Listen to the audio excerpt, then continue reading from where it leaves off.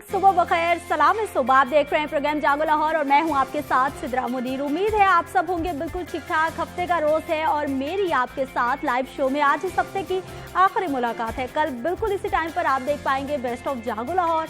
नाजरीन, corona virus से बचने के लिए एहतियाती तदाबीर में सबसे अहम है हाथ धोना, और वो भी कम से कम 20 सेकंड के लिए। शहरियों ने हाथ तो धोना शुरू कर दिए हैं, लेकिन साथ ही साथ पानी का बहुत ज़्यादा ज़िया शुरू कर दिया है। तो करना आपने ये है कि जब हाथ धोने हैं तो जितनी देर साबुन या हैंड वॉश आप अपने हाथों पर मलते रहते हैं, उतनी देर आपने पानी का नल बिल्कुल खुला नहीं छोड़ना, याद से उसे बंद भी करना है। जब हम सब मिलकर एहतियात करेंगे तो हज़ारों लीटर पानी हम बचा सकते हैं। दूसरी जानिब कोरोना की बात करें तो पूरी दुनिया के इंसान परेशान होकर रह गए हैं कि कोरोना वायरस की वजह से डिप्रेशन बहुत बढ़ गया है। मनफी सोचों ने इंसान को आन घेरा है। इन हालात में आपने खुद कैसे नॉर्मल रखना है, कैसे पॉजिटिव सोचना है, इस हवाले से हम प्रोग्राम में डिटेल डिस्कशन करेंगे। एक बहुत खास मेहमान, आप सबके बहुत मनपसंद मोटिवेशनल स्पीकर हमारे प्रोग्राम में हमारे साथ मौजूद होंगे, जिनसे हम आपकी तमाम उलझनों के हल जानेंगे। नाम अभी मैं नहीं बताऊंगी, जानने के लिए आपको हमारे साथ ही रहना होगा। चलिए आगे बढ़ते हैं। प्रोग्राम के आगाज़ में मुझे शेयर करनी होती है जी कुछ मुनफरिद खबर आपके साथ। वो अपने शहर से, अपने मुल्क से, किसी दूसरे मुल्क से या दुनिया के किसी भी कोने में कुछ रूटीन से हटकर या दिलचस्प होता है तो वो हम आपके लिए लाते हैं। चूँकि दुनिया भर में आजकल कोरोना के सिवा कोई सब्जेक्ट ही नहीं है, हर तरफ कोरोना की खबरें आ रही हैं। तो आज जो मुनफरिद खबर मेरे पास मौजूद है वो भी कोरोना से ही मुंसलिक है। कोरोना बर्गर आपने देखा, कोरोना हार भी आपने देखा, लेकिन अब इन तमाम चीज़ों के बाद पेशे खिदमत है कोरोना केक, जिसकी डिटेल्स मैं आपके साथ शेयर करती हूँ जी।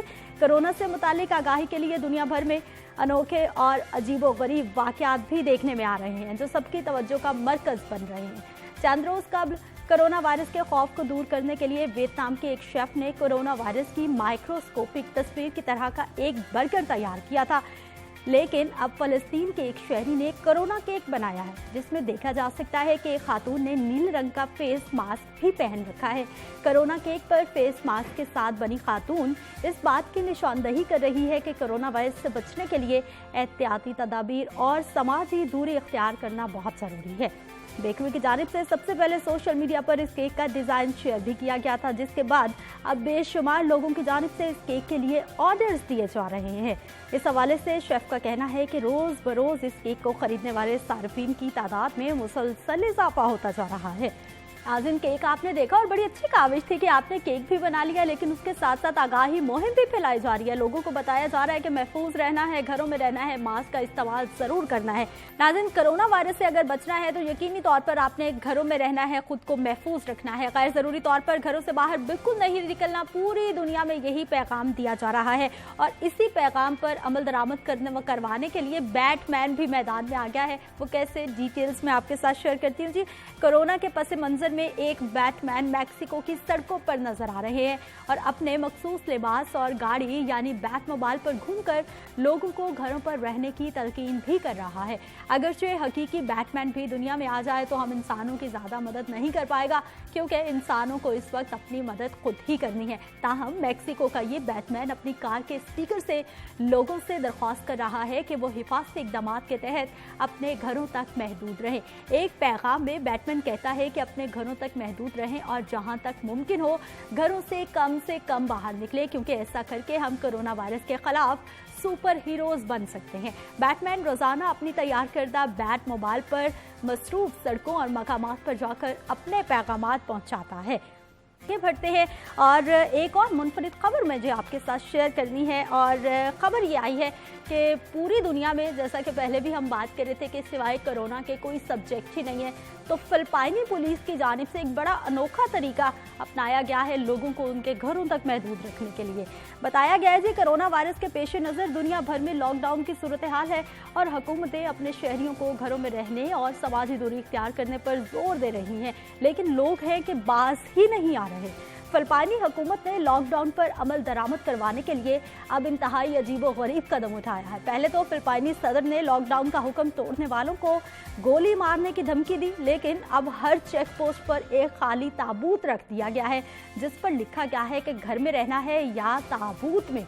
पुलिस का कहना है कि इस मुहिम का मकसद लोगों को घरों में रहने के हवाले से खबरदार करना है, जबकि दूसरी जानिब अवाम ने फुलपानी पुलिस के इस अमल को खौफ पैदा करने की वजह करार देते हुए ताबूत हटाने का मुतालबा भी किया है। नाज़रीन, जब लोग नहीं मानेंगे तो फिर इंतजामिया को कुछ ना कुछ तो करना ही पड़ेगा। ऐसा है फुलपानी पुलिस की जानिब से किया जा रहा है, क्योंकि हमारे यहाँ भी जो नाके लगे हुए हैं, लोगों की जानिब से शिकवा किया जा रहा है कि वो बाहर निकलना चाहते हैं, लेकिन इंतजामिया उनको घरों पे रहने पर फोर्स कर रही है। तो फिलपाइन में भी ऐसा हो रहा है। पहले तो लोगों को जो बाहर निकले उसे देखते ही गोली मारने का ऑर्डर आया था, लेकिन उसके बाद अब बताया जा रहा है जी, एक सिंबल पेश किया जा रहा है कि अगर आप लोग घरों में नहीं रहेंगे तो खुदा न खास्ता आप बाहर निकलेंगे, कोरोना वायरस अपने साथ ले जाएंगे, आपकी मौत भी वाक़या हो सकती है और फिर आपको ताबूत में रहना पड़ सकता है। इसका प्रॉपर एक डिटेल मैसेज ये है। बहुत सारे लोग हैं जो कि इससे नाराज़ भी हो गए हैं, लेकिन आपने नाराज़ नहीं होना। मैं यही कहूँगी कि गवर्नमेंट का साथ देना इस वक्त की अहम ज़रूरत है। घरों में रहते हुए ख़वातीन किस तरह से अपनी स्किन का ख्याल रखेंगी, किस तरह से अपने बालों का ख्याल रखेंगी, ख़ास तौर पर ग़िज़ाओं के साथ, इस पे हम बात करेंगे। और हमारे साथ मौजूद होगी आयशा नासिर हैं, माहिर ग़िज़ायात हैं। आयशा, प्रोग्राम में आपको खुश आमदीद कहते हैं। सबसे पहले बताइए कैसी हैं आप? मैं बिल्कुल ठीक, आप कैसी हैं? मैं बिल्कुल ठीक हूँ। आजकल तो लोग बहुत शिकायत कर रहे हैं कि घर में रहते रहते खा खा के हम लोग बहुत मोटे हो गए हैं। आपके साथ तो ऐसा बिल्कुल कोई मामला नहीं लग रहा मुझे। नहीं, मैंने बहुत कंट्रोल किया हुआ है, बल्कि मैं तो अब अपने आप को ये भी देख रही हूँ कि मुझे क्रेविंग्स किस चीज़ की होती है, मैंने उनको एड्रेस कैसे करना है, कौन सी चीज़ खा लूँ तो मुझे ज़रा क्रेविंग ज़्यादा होती है। तो मैं तो अपना पूरा एक चार्ट इस टाइम में बना रही हूँ। अच्छा, क्रेविंग्स को कंट्रोल कैसे करना है, पहले हमें ये बता दीजिए, हम स्किन वाले टॉपिक पे बाद में आते हैं। देखिए सिद्रा, ये बहुत गोल्डन टाइम है। आप ये देख सकते हैं कि आपने क्या चीज़ खाई जिसके बाद आपको क्रेविंग्स शुरू हो गई। क्रेविंग्स की दो वजह होती है। एक ये होती है कि आपकी बॉडी में किसी न्यूट्रिएंट की डेफिशिएंसी हो, जैसे अगर चीनी की क्रेविंग हो रही है, क्रोमियम की या सेलेनियम की डेफिशिएंसी हो सकती है। दूसरी वजह ये है कि आपने इतना टॉक्सिक फूड खाया है कि आपका जो ब्लड फ्लो था वो सारा लिवर की तरफ है।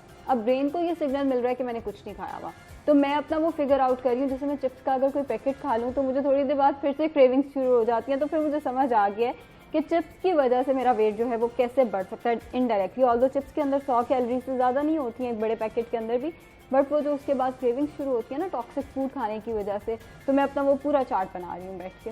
ठीक। तो आयशा, मुझे ये बताइए कि हम जूसेस के हवाले से बात करें। एक तो जूस पीने से एक कॉमन परसेप्शन है कि आपकी स्किन ग्लोइंग हो जाती है, अच्छी खूबसूरत हो जाती है। जो हम नेचुरल फ्रूट्स के जूसेस पीते हैं वो मोटापा भी लाते हैं। बिल्कुल ऐसा ही है सिद्रा, मैंने आपको अभी बताया, फ्रुक्टोज जब बढ़ जाती है तो फैट की फॉर्म में स्टोर होती है। बेशक वो नेचुरल फ्रूट्स के हम जूसेस पी रहे हैं वो भी मोटापा लाएंगे। बिल्कुल ऐसा ही। आप एक वक्त में किन्नू खाती हैं, आप ज्यादा से ज्यादा, आपकी सेहत देख के लगता है 3 खा लेती होंगी, ज्यादा बहुत ज्यादा हो गया, 2 से ज्यादा नहीं खा सकती। मैं बहुत ज्यादा की अगर बात करूँ, ज्यादा से ज्यादा 3 खा, लेकिन हम जब जूस बनाते हैं तो 6 किन्नू तो कम से कम उसके अंदर आराम से चले जाते हैं। अब फाइबर पीछे रह गया। फाइबर वो है जिसने हार्ट की हेल्थ को बेहतर करना है, जिसने डायबिटीज को कंट्रोल करना है और बहुत सारे मसले मसाले उसने ठीक करने हैं। पीछे आपको क्या मिला? नेचुरल लोडेड शुगर, बहुत ज्यादा शुगर उसमें। अब इतनी शुगर बॉडी तो नहीं एकदम संभाल सकती। 6 ग्लास आपने इकट्ठा उसको दे दिए, 6 फ्रुक्टोज की सर्विंग्स, अब होगा क्या? वो उसको फैट की फॉर्म में स्टोर करेगी, जिसकी वजह से वेट बढ़ेगा।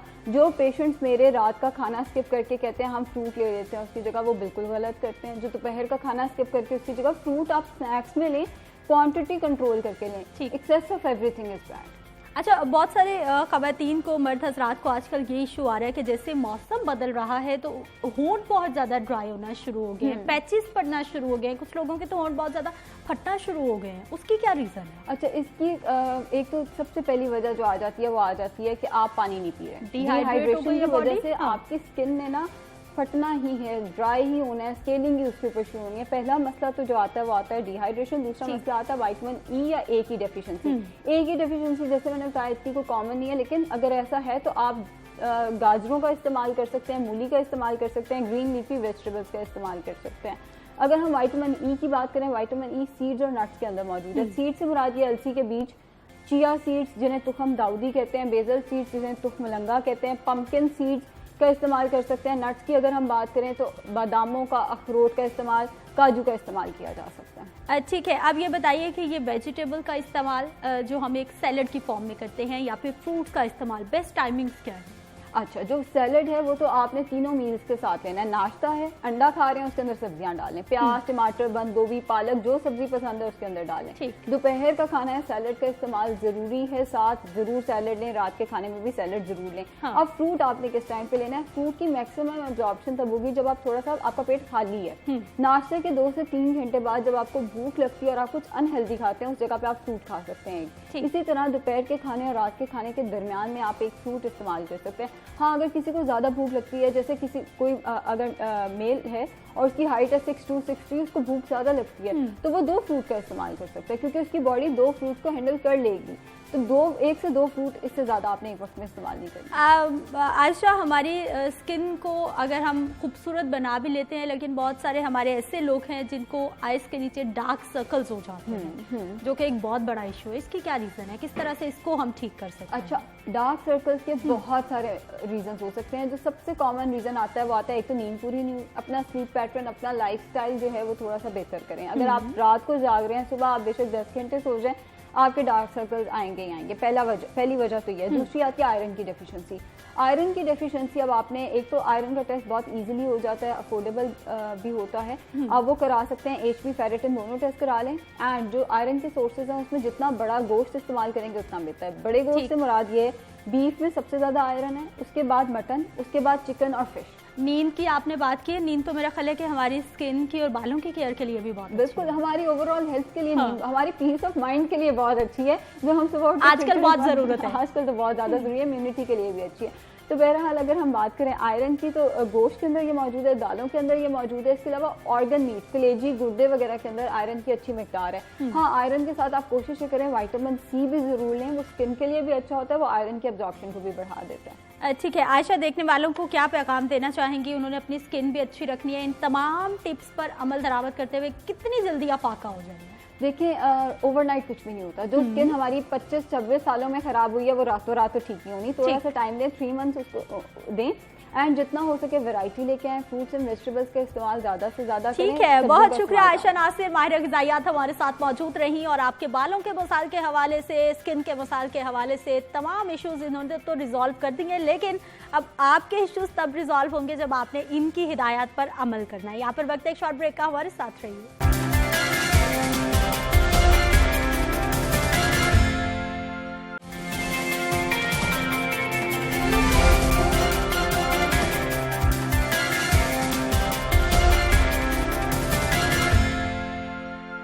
प्रोग्राम में एक बार फिर से आपको खुश आमदीद कहते हैं। नाज़रीन, आज के प्रोग्राम के आगाज़ में इंट्रो में मैंने आपको बताया था कि बहुत सारे मसाइल हैं जो लोगों के साथ जुड़ चुके हैं, बहुत सारी नफ्सियाती उलझने हैं, लोग घरों में रहते रहते परेशान हो गए और ऊपर से ये कोरोना ने पूरी दुनिया को खौफ में मुब्तला कर दिया है। लोगों ने अपने रूटीन को चेंज करना है, अपनी आदत को बदलना है, इस सिचुएशन को एक्सेप्ट करना है, क्योंकि माहिरीन बता चुके हैं कि ये ना समझिए कि कोरोना कोई 1 महीने में, 2 महीने में, 6 महीने में कोई जान छोड़ जाएगा। ना जाने ये कब तक हमारी जिंदगियों के साथ साथ चलेगा। इन तमाम मामलात पे उलझनों के जवाब जानने के लिए आज हमने प्रोग्राम में मदू किया है। जी, हमारे साथ मौजूद है कासिम अली शाह साहब हैं, मोटिवेशनल स्पीकर हैं, किसी तारुफ के मोहताज नहीं है, आप सबके बहुत फेवरेट हैं, मुझ समेत। सर, प्रोग्राम में आपको खुश आमदीद कहते हैं। कासिम, सबसे पहले हमें ये बताइए कि आपको अपनी आदत बदलने में कोई मुश्किल हुई या बहुत आराम से आपने एक्सेप्ट कर लिया कि भाई अब तब्दीली आई है और इसी के साथ हमने चलना है? अच्छा, देखिए, ये सवाल वाकई बड़ा संजीदा नोयत का है और मेरा ख्याल है कि इस सवाल के जवाब में सीखने के लिए बड़ा कुछ है। अगर कोई सीखना चाहे, दुनिया में जब भी कभी कोई तब्दीली आती है, बिलखसूस वो ऐसी तब्दीली हो जिसको क्राइसिस कहा जाता है। क्राइसिस का मतलब ये है कि ज़हनी तौर पे आप तैयार नहीं हैं, आपके तसव्वुर में भी नहीं है। आज तक जिनकी होशो हवास कायम है, ऐसे बड़े बूढ़े जो जिंदा हैं, जिनकी उम्र कहीं 80-90 साल है, मैंने उनके भी जाके इंटरव्यू लिए। वो कहते हैं हमारे होशो हवास में कभी अपनी पूरी ज़िंदगी में ऐसा वाक़या नहीं हुआ कि पूरा दुनिया का निज़ाम बंद हो गया हो, और फिर उनकी आंखों के सामने ऐसे नहीं हुआ कि लॉकडाउन घरों तक इस तरह कैद में रहना पड़ा हो, फिर उनके सामने ऐसा नहीं हुआ कि तमाम मार्केट्स बाजार बंद हो जाएं, फिर उनके सामने ऐसा नहीं हुआ कि कर्फ्यू इतने अरसे तक चले।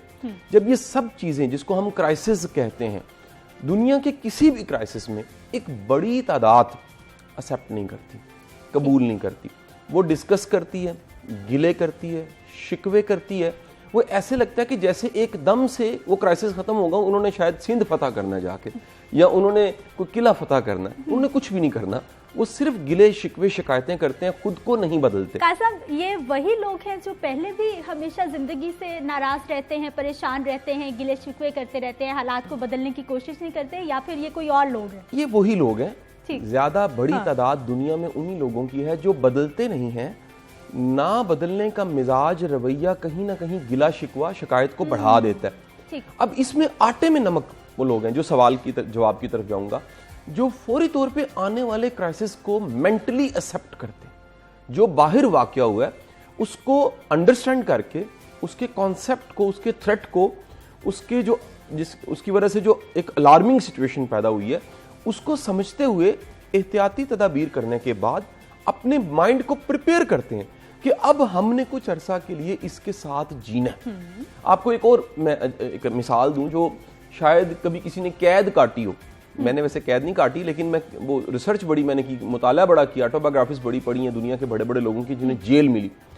जब भी कोई जेल में आता है ना, वो ज़हनी तौर पे तैयार नहीं होता कि जेल ये होती है। अब होता क्या, जो तजुर्बाकार वहां पर कैदी होते हैं ना, उसका माइंड बनाते हैं, हुण बह जा आराम नाल, हुण कुछ नहीं होंदा, हुण तू रोटी खा, हुण एडा रुस ना, हुण परेशान ना हो, हुण ए जंगलियां नूं टकरा ना मार। वो उसको समझाते हैं, एक्सेप्टेंस देते हैं उसको, कहते हैं यार कबूल करो। बिल्कुल इस सिचुएशन में अगर आप जंगलों को टकरे मारते रहेंगे, आप रोते धोते रहेंगे, गिले शिकवे शिकायतें करते रहेंगे, तो इससे सिचुएशन तो बदलने वाली नहीं है। ये हम सबको मान जाना चाहिए कि इसमें कहीं ना कहीं कुछ अल्लाह के, बल्कि यकीनन अल्लाह के ही फैसले, और आपको इन फैसलों को कबूल करते हुए अपनी जाती जिंदगी, अपनी घर की जिंदगी, अपने मामलात, अपने स्टेट ऑफ माइंड, अपनी रूटीन, अपने आप को बदलना है। आपकी जिंदगी में बाज दरवाजे खुले नजर आते हैं, आप चौड़े होके उनसे गुजर सकते हो। बाज जिंदगी के दरवाजे उतने चौड़े नहीं होते, वो तंग होते हैं, छोटे होते हैं। वहां आपको झुक के गुजरना पड़ता है, क्योंकि अगर वहां अकड़ के गुजरो तो फिर सर फट जाता है आपका। ये सिचुएशन, ये कोरोना का क्राइसिस, अकड़ा हुआ बंदा, जिद्दी, अखड़, जिसमें अडॉप्टेबिलिटी नहीं है, जिसमें एक्सेप्टेंस नहीं है, उसके लिए बड़ी मुश्किल क्राइसिस में। यानी उसको तो ज़हनी तौर पे, उसे कोरोना हो ना हो, उसको ज़हनी कोरोना हो जाएगा। ये एक नई इस्तिलाह अनकरीब मुतारिफ होने वाली है, मेंटल कोरोना की। ये मेंटल कोरोना का मतलब ये है कि ना वो बीमार है, ना उसका कोई प्रॉब्लम है, वो 3 टाइम रोटी खाता है, रिमोट कंट्रोल पकड़ के हमारा जागो लाहौर देखता है, और उसके बाद फिर मिल्क शेक पीता है, फिर वो डकार मारता है, फिर दोपहर का खाना खाता है, फिर बच्चों को झाड़ता है, फिर बेगम को घूर के देखता है, और शाम को ऐसे करके टांगे फैला के सो जाता है। वो बंदा जो विला है और ज़हनी तौर पे भी विला है, उसकी जिंदगी में इस तरह के क्राइसिस से कोई तब्दीली नहीं आने वाली, वो मजीद जंग आलूदा हो जाएगा। लेकिन अगर कोई भी शख्स थोड़ा सा संजीदा है, प्रोएक्टिव है, खुद को समझता है, सिचुएशन को एक्सेप्ट करता है, वो अपने आप को इस सिचुएशन में बड़ी बेहतरीन इंक्यूबेशन वाली हालत में लेके जा सकता है। इंक्यूबेशन की जो टर्म है ना, वो 2 तरह से दुनिया में इस्तेमाल होती है ज्यादातर। एक तो जो हमारे कह लीजिए अंडा, वहां से चूजा निकलता है, वहां इंक्यूबेटर का वर्ड होता है। इसी तरह हमारे वो बच्चे जो कहीं डिग्री मुकम्मल करते हैं, उसके बाद उन्हें इंक्यूबेशन में भेजा जाता है, इंटर्नशिप, इंक्यूबेशन, प्रेपरेशन, फिर उन्हें जॉब या बिजनेस शुरू करवाया जाता है। वो जो दरमियान का टाइम है, यानी अंडे से दरमियान में इंक्यूबेशन और फिर मुर्गी वाली या चूजे वाली हालत, ये वक्त बड़ा अहम है, सींचा जाता है इसमें। वो सींचना, कुक्ड करना, प्रिपेयर करना, वो उतना ही सेहतमंद चूजा पैदा करता है। बिल्कुल उसी तरह ये सिचुएशन इंक्यूबेशन की हालत है। इसमें जितना ज्यादा आप खुद को प्रिपेयर करोगे, मसलन आपकी अपनी रूटीन, आप में से कोई हमारा सुनने वाला अगर अपने पूरे दिन की रूटीन हम अगर कॉल्स ले सकते और हमें बताता, तो हम बता देते वो कितना आइंदा दिन उसके शानदार होंगे। ये क्राइसिस तो है, ये बताते हैं कि आइंदा दिन कितने वर्स्ट होंगे। आने वाले दिन में ये बड़ा अच्छा आपने आइडिया दे दिया है हमारे प्रोग्राम में। आने वाले दिनों में इंशाल्लाह कोई ऐसा प्रोग्राम प्लान करते हैं कि हम लाइव कॉल्स रखेंगे और लोग जो जानना चाहते हैं वो आपसे क्वेश्चन करेंगे कि जो उनके मसाइल है वो भी हल हो जाए साथ साथ। अब हमें ये बताइए कि ये जो आप इंसान के रवैये की बात कर रहे हैं, ये पूरी दुनिया के इंसानों का ये मसला है या फिर हमारे जीन्स में कोई खास प्रॉब्लम है, हमारे रवैयों में कोई खास इशू है? देखिए, इंसान जहां भी होगा उसके साथ ये मसला, ये रवैया होगा। हमारे इंसान ज्यादा तो नहीं? दुनिया हमारे ज्यादा दुनिया में कोई भी इंसान वो समझने को मानने को तैयार नहीं होता। एक रिसर्च एक किसी ज़माने में पब्लिश हुई, उस पर मूवीज भी बनी हुई इस फलसफे पे। जब मौत आती है ना, तो मौत के आते सबसे पहले ये यकीन नहीं आता कि हम मरने लगे। और यानी कि साइंस ने यहां तक भी रिसर्च की कि आप जैसे ही आप बॉडी को छोड़ते हैं, आपका जो माइंड है वो थोड़ी देर बाद मरता है। यानी आपका जिस्म मरता है, मरते मरते जिस्म के अज़ा वो मरते हैं। यानी चंद लम्हों के बाद हार्ट बीट खत्म बिल्कुल, या हार्ट बीट पहले बंद, दिमाग बाद में मरा, करते करते बॉडी मरती। आपका जो माइंड है, शऊर है, वो मरने के कुछ लम्हा बाद भी ये यकीन नहीं करता मैं मर चुका हूं। यानी इंसान में कहीं डिनायल, रद्द करना, ना मानना उसकी फितरत और जिबलत में है। लेकिन जो ढीठ लोग हैं, जो जिद्दी हैं, जो अक्खड़ हैं, जो स्टबन हैं, उनमें ये मिजाज ज्यादा पाया जाता है। नफ्सियाती उलझनों का शिकार भी वही लोग ज्यादा होते हैं फिर। ये लाइफ हर फ्लेक्सिबल बंदे के लिए बड़ी आसान है। हाँ। ये जिंदगी हर ढीठ, अकड़े, तकब्बुर वाले बंदे के लिए बड़ी मुश्किल है। वजह क्या है? अल्लाह ने निजाम ऐसा बनाया कि बंदे का तकब्बुर है वो टूटता रहता है। हम ना बड़े सादा लोग हैं, गांव के रहने वाले लोग हैं। मेरा गुजरात से ताल्लुक है। मैं आपको एक रस्म बताता हूँ जो कि बड़ी मतलब कोई ऐसी तामीरी रस्म नहीं है या अदबी रस्म नहीं, लेकिन रस्म वो गांव के लोगों में बड़ी अजीब सी पाई जाती। जो ज्यादा अकड़ा हुआ होता है ना, और ज्यादा वो फूफा वाला होता है, तो कोई और ओपोनेंट मुखालिफ कहता है एदी आकड़ पन्नो। ये जो आकड़ पन्नो है ना, ये पूरी एक रस्म है। आकड़ पन्नो का मतलब है कि इसको कहीं जलील करो, इसको थोड़ा सा जरा बताओ, इसको कोई कुछ 4 बंदे इस पे चादर डाल के कुट चढ़ा दे, इसको जरा बताओ, इसकी औकात इसको दिखा दो। तो कहीं ना कहीं जिद्दी अक्खड़ बंदा वो लाइफ की सिचुएशन से उसकी आकड़ पन्नी जाती है। वो फिर उसे औकात अपनी याद आती है, मैं कितना बेबस हूं। इस वक्त की बेबसी को समझिएगा।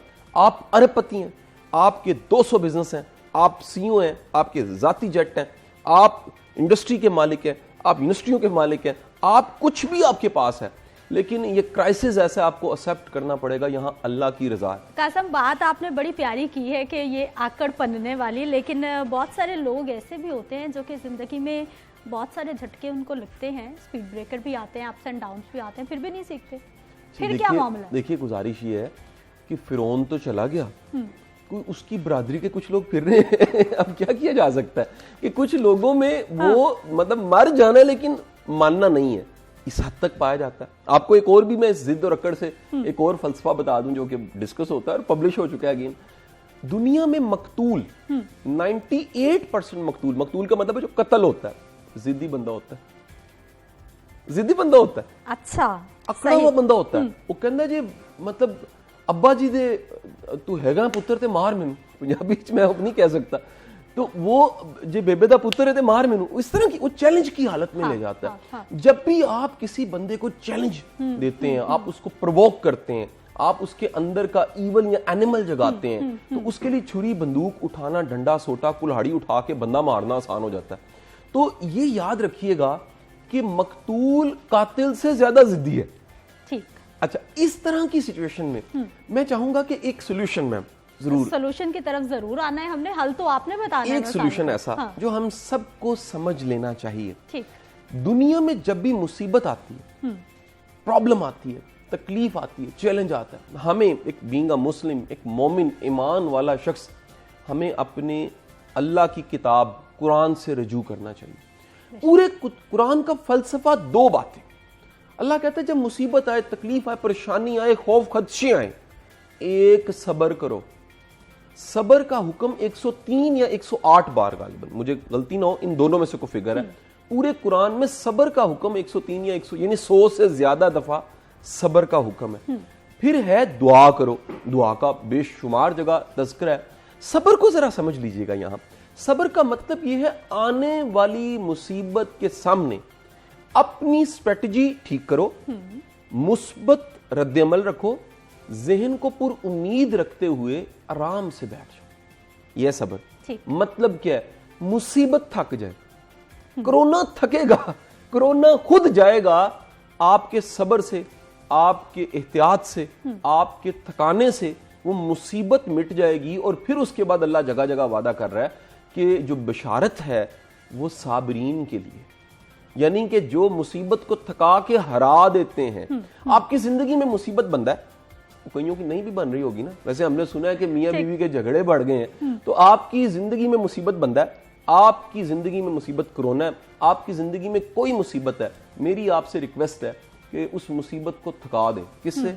सब्र से। सब्र में शर्त है गिला नहीं करना, सब्र में शर्त है कि रोना धोना नहीं, सब्र में शर्त है अल्लाह पे पूरा भरोसा करना है, और सब्र में यह भी शर्त है पुरुमीद रहना है। पुरुमीद रहना है, दुआ करना है कि अल्लाह ताला हालात बदल दे। अच्छा कासिम, ये बताइए कि पॉजिटिविटी इन हालात में, अच्छा सोचना, एक तो आपने हमें हल बताया जी, सब्र कीजिए, हालात देखिए, सब कुछ इंशाल्लाह फिर से बेहतर होगा, क्योंकि तब्दीली कायनात का असूल है। अब पॉजिटिविटी, अब लोग कुछ नहीं सोचना चाह रहे लेकिन फिर भी वो सोचे जा रहे हैं। कुछ लोगों ने तो इतनी एहतियात शुरू कर दी है कि उनको लगता है कि ये चाय पियेंगे, कप को हाथ लगाएंगे, इधर जाएंगे कोरोना हो जाएगा, और कुछ लोग इतनी बेएहतियाती कर रहे हैं कि वो कहते हैं जी बस हमें अल्लाह ने बचा लेना है, हमें कुछ करने की जरूरत नहीं। अच्छा देखिए, ये दो रवैये हैं बहुत ज्यादा एक्सट्रीम। दुनिया में ना मसलों की दो किस्में, अगेन बड़ी बुनियाद से बात, कुछ मसले जो आप इर्द गिर्द कहीं ना कहीं देखते हैं, कहते तलाक होगी, अच्छा आपको नहीं हुई तो किसी जानने वाले को हुई, आपने देखा किसी की तलाक होती, ओ जी नौकरी चलेगी, तो आपकी नहीं गई किसी की गई, आपके इर्द गिर्द इस तरह का, ओ जी बंदा बीमार हो गया, बंदा जी मर गया, ओ जी फ्रॉड हो गया, धोखा हो गया, गड्डी लग गई जी, हादसा हो गया। ये सारे वो साने हादसे, क्राइसिस थे जो आपके कानों ने कहीं ना कहीं सुने देखे थे, लिहाजा आप बड़े इत्मीनान से मुतमईन होकर बैठे थे मेरे नाल नहीं होएगा। कहीं ना कहीं बंदा इत्मीनान से बैठ जाता, दुनिया के साथ हो रहा है शायद मेरे साथ। कोरोना का क्राइसिस जो आया इसके बारे में कोई इतला नहीं थी, लिहाजा जो शुरू में सारी इतला मजमुआ अफवाह, इसका एक मजून बन के जो आप तक पहुंचा है, उसके लिए लाजिम है कि आप अपने मुंह पे मास्क चढ़ा रहे हैं, कानों पे भी चढ़ाएं थोड़े से। कल सोशल मीडिया पे तस्वीर बड़ी वायरल हुई थी, किसी ने मास्क कान पे चढ़ाया हुआ था, उसने कहा जी खुदा दा ना जे ये सारियां गल्लां सुनने वाली नहीं गियां, ये सारियां इतलावां सुनने वाली नहीं गियां। मीडिया हम सब कहीं बार बार ये बता रहे हैं, सिखा रहे हैं, डरा रहे हैं, धमका रहे हैं कि एहतियात करें, एहतियात करें, एहतियात करें, फैल ना जाए। लेकिन खुदा के बंदो एहतियात करो, कहीं इतने ना उम्मीद ना होना और इतने डिप्रेस ना होना आपका ईमान ही चला जाए। अब इसमें मुस्बत क्या क्या, देखें एक पूरी लिस्ट है मेरे पास, तो कि अगर आप इजाजत दें तो मैं उसमें से कुछ मुस्बत चीजें बताऊं। एक बात पूरी कौम और पूरा लाहौर और सारी दुनिया समझ ले, पाकिस्तान एक एग्रीकल्चर लैंड है। पाकिस्तान में आज तक 70 साल में, मैं एक्सेप्शन बताता हूं कि पाकिस्तान को कोई ऐसी जगह हो सकती है जहां पानी का मसला था, जहां कुछ बोया नहीं जा सकता, जहां पर रिसाई नहीं थी। पाकिस्तान में रोटी मसला नहीं है 70 साल से। उसका मैं आपको एक और सबूत दे दूं, बड़ी दुनिया जो इस वक्त बाहर बैठी हुई है ना, और जो कहती है जी रोटी दे, आप उनको रोटी के 2 लिफाफे दें, इस शहर के कई बन्नों बनेरों पे लोगों ने रोटियां रखनी शुरू कर दी हैं, रोटी बढ़ गई है, वो चैरिटी बढ़ गई है। अब तो लोग पैसे, कल मेरे पास एक बंदा आ गया, उसने कहा जी मेरी मदद करें, दूर पार में जानने वाला था, तो मैंने कहा जी राशन का बैग पड़ा, उसने कहा जी राशन बननी चाहिए। अब उस सच्चा था, मुझे यकीन था झूठ नहीं बोलेगा। मैंने कहा जी क्या मसला है, उसने कहा घर का किराया चाहिए। राशन कहता है मेरे पास 8 बैग आ गए, मैंने मतलब कोई दुकान पर तो नहीं मुनियारी की डालनी मैंने, मैं राशन को क्या करूं। एक बात सब के सब आप तय कर लीजिए कि बुनियादी जरूरत पाकिस्तान में इंशाल्लाह कभी खत्म नहीं होगी। बिल्कुल। मसला किसको है? मसला है यशियों को, मसला है होटलिंग को, मसला है, मैं ब्रांड के नाम नहीं लेने लगा था, बचत हो गई, मशहूरी हो जानी थी, बड़े बड़े ब्रांडों को मसला है। मसला है आपके हफ्ते में 2 दिन बाहर खाना खाने को, मसला है इस साल गर्मियों की छुट्टियां आपने बाहर कोई नहीं मनानी, मसला है इस साल आप दूसरे शहर में ट्रेवल करके मली के माल रोड पे कचरा नहीं फेंक सकेंगे। कासिम साहब माजरत के साथ आपने तो नब्ज पे हाथ रख दिया है अवाम की। तो आप देखिए असल प्रॉब्लम जो है वो यशियों की है, वो खिलारों की है, वो कहीं ना कहीं आपकी ख्वाहिशों की भरमार है। और हजारों ख्वाहिशें ऐसी कि हर ख्वाहिश पे दम निकले। हमें मान जाना चाहिए, हमें 3 टाइम की रोटी चाहिए थी। ये न्याणे जो घर में फिर रहे हैं, जिनके नाक बह रहे हैं और सार वो खुजाते फिर रहे हैं, यही ठीक सर, अपने काके अपने पुत्र। और ये बेगम जड़ी तुहानू कहते चंगी लगदी है, भैड़ी लगदी है, दुनिया की बेहतरीन बेगम यही जे, इन्हू कबूल कर लो। अपनी खुदारा घर की जिंदगी को एंजॉय करें, एक्सेप्ट करें, इसको कबूल कर लें कि ये क्राइसिस है। और घरों में अगर बंद रहना है, होम डोर एक्टिविटीज शुरू करें, और लूडो ले आओ, ਉਹ कैरम ले आओ, ਉਹ लुकन मिट्टी खेडनी शुरू कर दो, वो घर दे भांडे धोने शुरू कर दो। आप इस तरह के सारे काम करेंगे, आप मसरूफ रहेंगे, ठीक रहेंगे। लेकिन अगर आप बैठ जाएंगे ऐसे करके और हर वक्त टीवी देखेंगे, जी अन्ने मर गए, फिर रिपीट खबर घंटे बाद अन्ने मर गए, फिर तुसी ते ज़हनी तौर पे नॉर्मल नहीं रह सकोगे। सो मुतमईन रहने के लिए, खुश रहने के लिए हर इंफॉर्मेशन को सुनना, हर एक पे यकीन करना। चले कम से कम मीडिया पे तो एक्सपर्ट्स बैठते हैं, लेकिन ये व्हाट्सएपां ते जेड़ा तूफान आ रहा है, जेड़ा सोशल मीडिया दे उत्ते, मैं हैरान हूं। मैं कल रात भी वो एक टीवी प्रोग्राम में बात कर रहा था कि ऐसी ऐसी खौफनाक कैंपेनें लोगों ने चलाई, हैरत होती थी। पता नहीं उनके अपने को खब्त थे। अल्लाह के बंदों को बीमार है, उससे एहतियात करें। एक कैंपेन डॉक्टर साहबा चला रही कि जी बीवी खामन से बचे, खामन बीवी से बचे। ओ खुदा दा नाम जे, ताड़ी बड़ी मेहरबानी, अगे बड़ियां साड़ियां लड़ाइयां ने, साड़ी सुलह हो लैन दियो। यानी ये जो तूफान बदतमीजी ऐसा आ गया कि पहले बंदा पूरा डिटोल से गुसल करे, फिर बूढ़ी करे, फिर बच्चे करे, वो हर चीज आप खब्त का शिकार कर देंगे। ये कौम वैसी बड़ी वहमी है, इसका तराव वैसे निकल जाता है। तो इनको नॉर्मल रखने के लिए ग्राउंड रियलिटीज भी बताइए कि आपकी एहतियात के बाद, आपके घर रहने के बाद, मेरे आज कोई थोड़े से फासले से कोई घर का बच्चा ट्रैवल करके आया, सबसे पहले उसकी हेल्थ आपने चेक की। मैं अभी आपके इस स्टूडियो में एंटर हुआ, गेट पे उन्होंने मेरा टेम्परेचर चेक किया, मुझे खांसी नहीं थी, मैंने मास्क लिया हुआ था, मैं मुकम्मल एहतियात के बाद इस टेरिटरी में एंटर हो गया। ये एहतियात है। लेकिन अगर आप शक करें कि यकीनन कोई ना कोई मसला शाह साहब को है, तो फिर तो ये टीवी प्रोग्राम नहीं हो सकेगा। ठीक है कासिम साहब, ये बताइए कि अभी आप जिस तरह लोगों के जिक्र कर रहे थे कि ये रोटी का मसला, अल्लाह का शुक्र है कि पाकिस्तान बहुत ब्लेस्ड है, बहुत वसाइल है हमारे पास, मौसम भी हैं, ज़रूरी ज़मीनें भी हैं, सब कुछ है। अब वही लोग जो हमेशा शिकायत करते थे कि ज़िंदगी में टाइम नहीं है, हमारे पास बिल्कुल वक्त नहीं है घर वालों के लिए, बच्चों के लिए, छोटी छोटी खुशियों के लिए, अब जब कुदरत ने इतना अच्छा मौका दे दिया, अगर हम इसकी पॉजिटिव साइड देखें, फिर भी उसको एक्सेप्ट नहीं किया जा रहा। देखें, बड़े लोगों को ना घर में रहने की आदत कोई नहीं होती। सबसे बड़ा प्रॉब्लम ये है मर्दों के लिए, मेरा ख्याल खास मुझे एक पाकिस्तान, हमारा एक चैनल है, तो उसका जो कनाडा को देखते हैं साहब, उन्होंने मुझे कॉल कर दी। तो उन्होंने मुझे कहा कि शाह साहब, मैंने आपके साथ कोरोना के हवाले से टॉक करनी है। तो मैंने कहा हुक्म करें, उसमें क्या कोरोना की जो तदाबीर। उसने कहा नहीं, मसला ये है कि यहाँ पर मियाँ बीवी के झगड़े बढ़ गए हैं। अगले दिन रिपोर्ट मैंने देखी, फ्रांस में 33% रिपोर्टें ज्यादा हुई हैं पहले से मियाँ बीवी के झगड़ों की, वायलेंस की, लड़ाई झगड़ों की। उसकी वजह क्या है? उसकी सबसे बड़ी वजह है, बड़ी दुनिया को घर में रहने की आदत नहीं होती, उनको फैमिली की कंपनी फैसिनेट नहीं करती। मैं कहता हूँ अभी भी कई लोग घर पे होंगे और उनकी सबसे बड़ी मसरूफियत उनका मोबाइल फोन है, उनकी सबसे बड़ी मसरूफियत उनका टेलीफोन है, टीवी है, और या यूट्यूब है या फेसबुक है। अल्लाह के बंदो, ये जो जिंदा आपके सामने फिल्में चल रही हैं, आप खुद बहुत बड़ी फिल्म है, लेकिन आपके साथ जो इर्द गिर्द फिल्में चल रही हैं, वो इनको भी इंजॉय करें, अपने बच्चों को कंपनी दें, और ये नसीहतें करनी थोड़ी छोड़ दें। मेहरबानी करके बच्चों को सुने, उनको जरा वेंट आउट कराएं, उनका कथारसिस कराएं। वो तरसे होंगे कि हमारा अब्बा हमें सुन ले, वो तरसे होंगे हमारी बेबे हमें सुन ले। तो जब ये अब्बा बेबे सुनेंगे, वो बच्चे सुकून में आ जाएंगे, उनकी इमोशनल बॉन्डिंग बनेगी। कुछ 4 सबक उनकी पढ़ाई के याद करके उन्हें पढ़ाना शुरू कर दो। बच्चे के लिए बेहतरीन उस्ताद उसका वालिद और उसकी वालदा हो सकती। अच्छा शाह साहब, ये बताइए कि आजकल आप ऐसे कौन कौन से अपने काम सर अंजाम दे पा रहे हैं जो कि बहुत मसरूफ जिंदगी में हम लोगों के पास टाइम नहीं होता? कौन कौन से ऐसे टास्क थे जो आपने सेट कर लिया कि भाई अब मैंने इस अच्छे टाइम में इनको खूब टाइम देना? अच्छा देखिए, एक तो हमें मानना चाहिए कि वक्त ज्यादा हो गया, यानी कहीं ना कहीं वक्त ज्यादा है।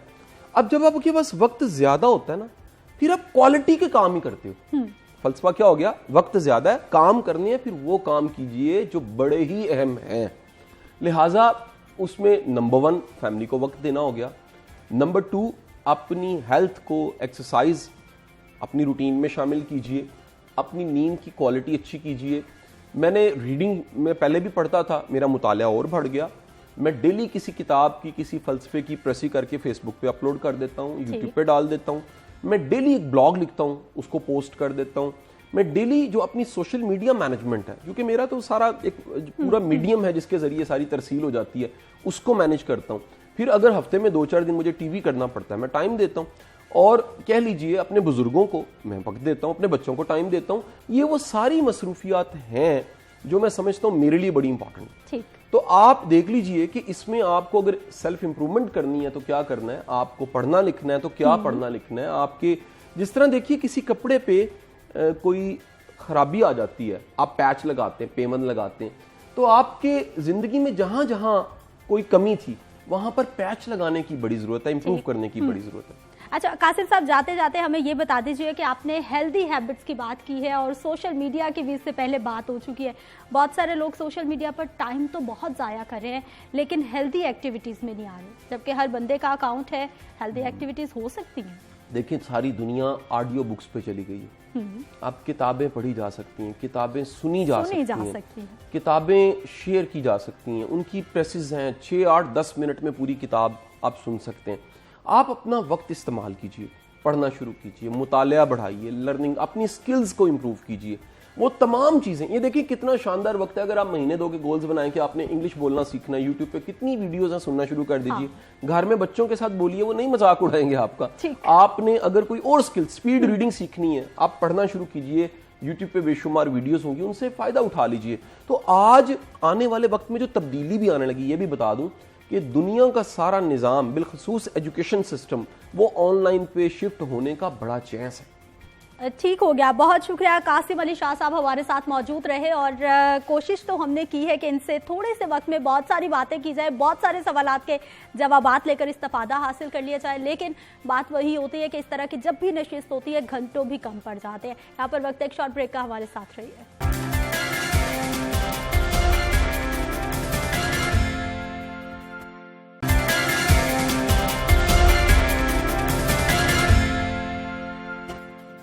प्रोग्राम में एक बार फिर से आपको खुश आमदीद कहते हैं। हारून साहब ये बताइएगा, ब्रेक पे जाने से पहले मैंने ये सवाल किया था कि कहा जा रहा है कि ये जो अभी तब्दीली है ये बहुत बड़ी बड़ी तब्दीलियों का पेश ख़ैमा हो सकती है। मौसम के हवाले से भी कोई बड़ी तब्दीली आएगी, कोई मौसम बदलेंगे हमारे? अच्छा, अगर ये एक बड़ा यानी इस पेंडेमिक में, इस एक वबा में हमारे लिए एक बड़ी अच्छी बात हुई कि हमारा माहौल हो गया साफ, ठीक, लेकिन जो मतलब इसके बाद एक्सपेक्टेशंस भी हैं कि जिस तरह से एक्टिविटी सारी बंद हुई है, ज़ाहिर है फाइनेंशियल एक्टिविटी बंद हो गई है, लोगों की वो बंद, मोबिलाइजेशन बंद हो गई है।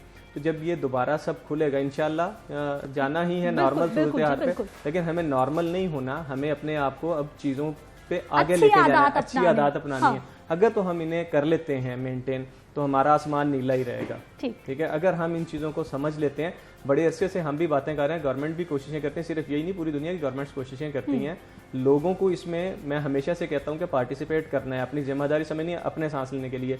ये 2.5 की अभी सर ने इससे पहले बात की थी, जो 2.5 जो उसका थिकनेस वाला जो पार्टिकल्स होते हैं, यहाँ पे जिन जिन मुल्कों में ये हुए वहाँ पे कोरोना का जो डेथ रेट है वो 19 to 25% ज़्यादा है दूसरों से, यानी ये ज़्यादा खतरनाक है ये वाला वायरस।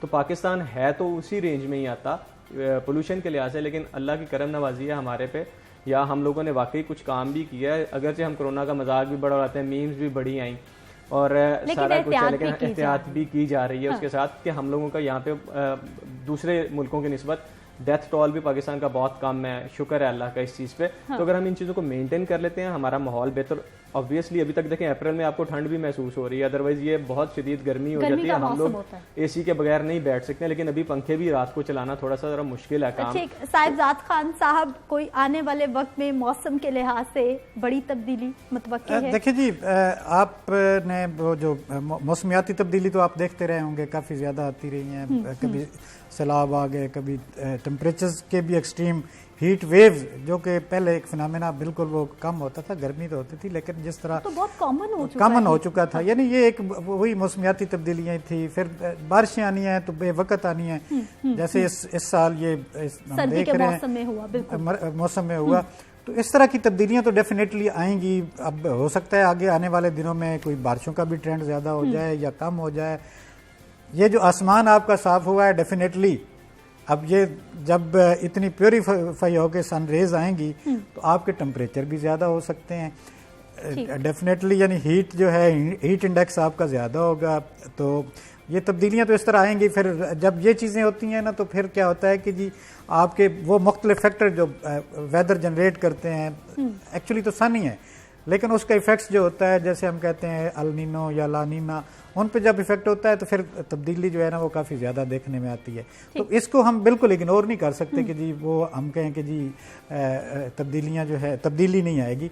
तो ये भी इनको जो है ना वो मद्देनज़र रखना चाहिए कि जी ठीक है जी टेम्परेचर भी ज़्यादा हो सकता है, इतने क्लियर आसमान है, नीला आसमान नजर आता है। हारून साहब, अब इदारों पे भी एक जिम्मेदारी आयद होगी कि एक बार फ़ज़ा तो हमारी साफ़ हो गई है, लेकिन वो तमाम अवामिल अब उनको कहीं ना कहीं रोकना होगा, चाहे वो गाड़ियों का धुआं है, चाहे वो फैक्ट्रीज़ का धुआं है जो इवन के हमारी रिहायशी इलाकों में भी मौजूद हैं। इस तरह के जितने भी दीगर अवामिल हैं उनको कंट्रोल करना होगा।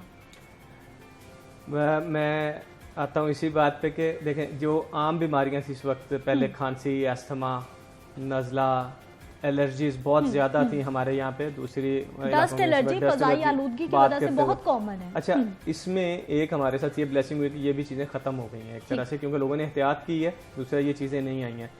हम बात भी करते हैं, लास्ट प्रोग्राम में बात हुई थी कि हम लोग एक बहुत बड़ा एक इवेंट भी करने जा रहे थे अप्रैल में इसके ऊपर, इन्हीं चीज़ों के ऊपर के हेल्थ प्रोफेशनल्स, एनर्जी वाले, क्लाइमेट चेंज वाले, इन सबको एक जगह पे अंडर वन रूफ लेके आए और वो बड़ा अच्छा सिलसिला था। अब तो सोशल गैदरिंग ही हमारी कम हो जानी है। हाँ। तो गवर्नमेंट और इदारे इस चीज़ को अगर मेंटेन कर लें, अगर गाड़ियों को हम मेंटेन करने वाले जो इदारे हैं वो लोगों को यही बताएं, इसकी मिसाल it can be quoted as an example.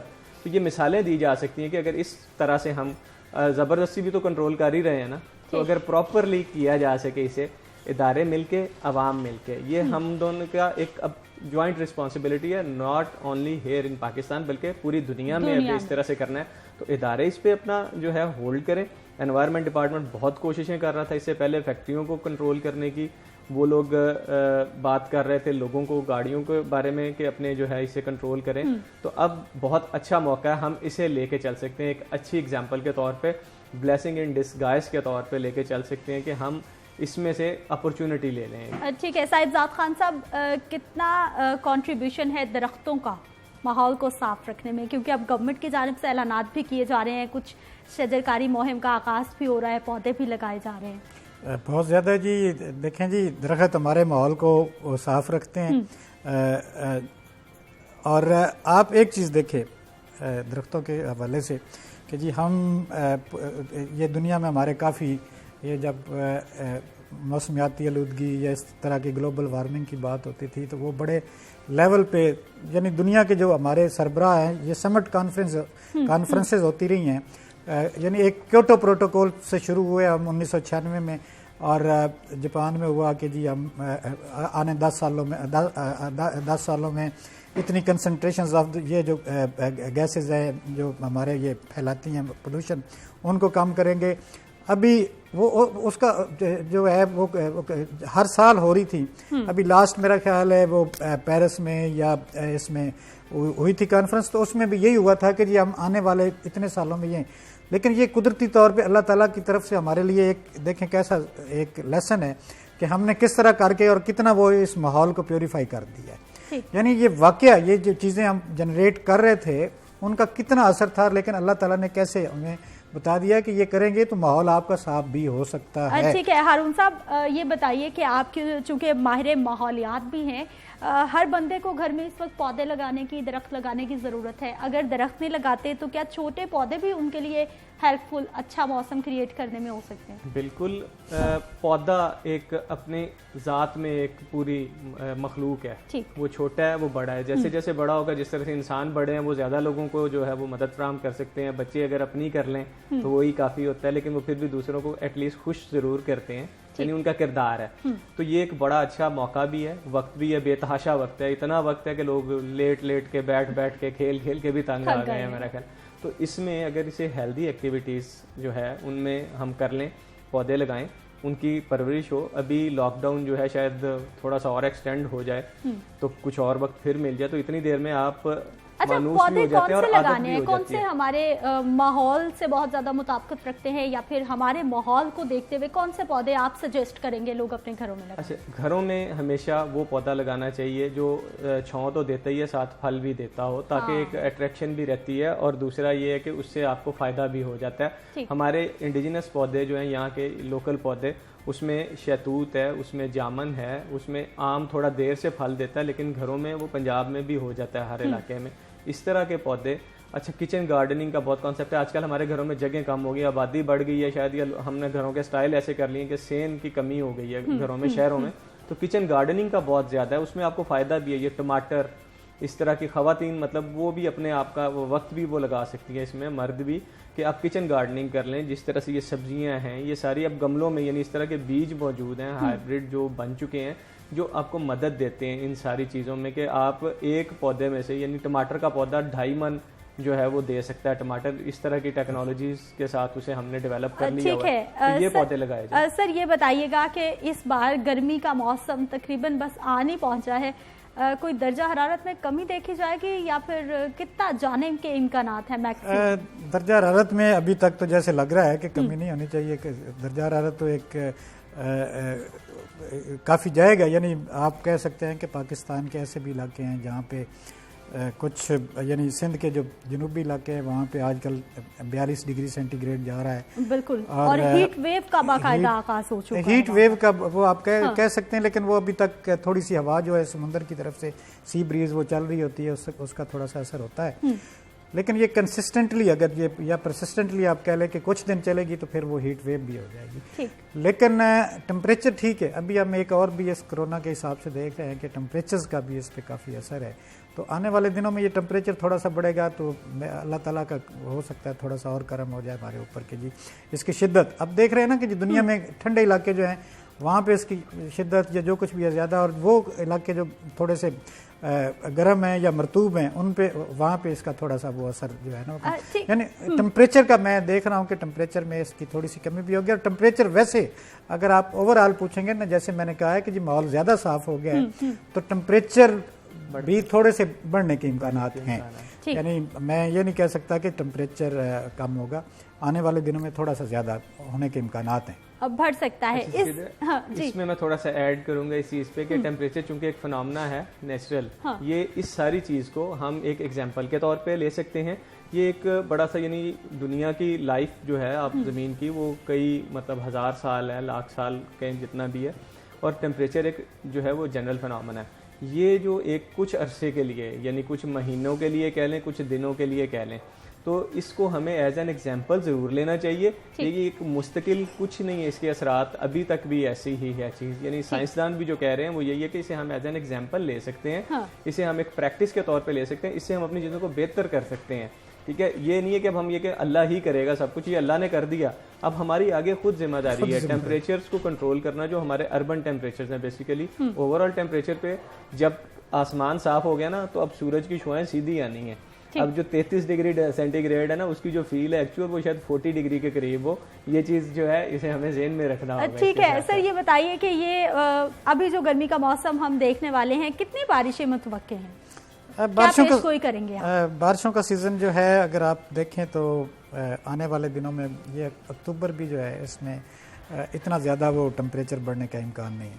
यानी ये हमने पहले ही फोरकास्ट कर दी थी कि मार्च, अप्रैल और मई ये अबव नॉर्मल रेनफॉल एक्सपेक्टेड की जा रही हैं। मार्च में तो काफी ज्यादा बारिश है, अप्रैल में भी अभी जो जितने दिन गुजरे हैं उसमें अबव नॉर्मल रेनफॉल होगी है। अभी फिर कुछ सिस्टम 1-2 आने वाले हैं, 18 को भी आएगा, या वैसे कोल्ड वेव भी पास कर जाए तो आपके टेम्परेचर को बढ़ने नहीं देती। तो इस तरह सिलसिला जो है ना, ये मई में भी लग रहा है कि थोड़ा सा जो है ना अब नॉर्मल ही रहेगा। लेकिन वो जो मैंने बात की है ना कि टेम्परेचर तो एक दिन भी आपको साफ मिल जाए, क्योंकि ये इसमें ड्यूरेशन ऑफ द डे भी होता है कि जी आपके दिन में कितनी देर सूरज जो है वो अपने वो क्लियर होकर गुजरा आफताब के साथ, तो टेम्परेचर तो उस वजह से भी हो जाता है। लेकिन फिर भी जो है सिलसिले ये बारिश के जो है ना वो ठीक है। बहुत शुक्रिया सर प्रोग्राम में शामिल होने के लिए। हारून साहब आपका भी बहुत शुक्रिया। हमारे पास दोनों माहिरीन मौजूद रहे और इन्होंने आपको बता दिया है कि अगर आप चाहते हैं कि माहौल अच्छा हो जाए तो फिर आपको अपने तौर पर एहतियात भी करनी होगी और बहुत सारी अपनी आदत को बदलना भी होगा। मुझे आपने इजाजत देनी है, कल हमारी मुलाकात नहीं होगी। कल आप देख पाएंगे बेस्ट ऑफ जागो लाहौर इंशाल्लाह पीर की सुबह 9:05 पर मैं आपसे फिर से मिलूंगी। तब तक के लिए अपना ख्याल रखिए, मुझे अपनी दुआओं में नेक हवालों में याद है। अल्लाह निगहबान।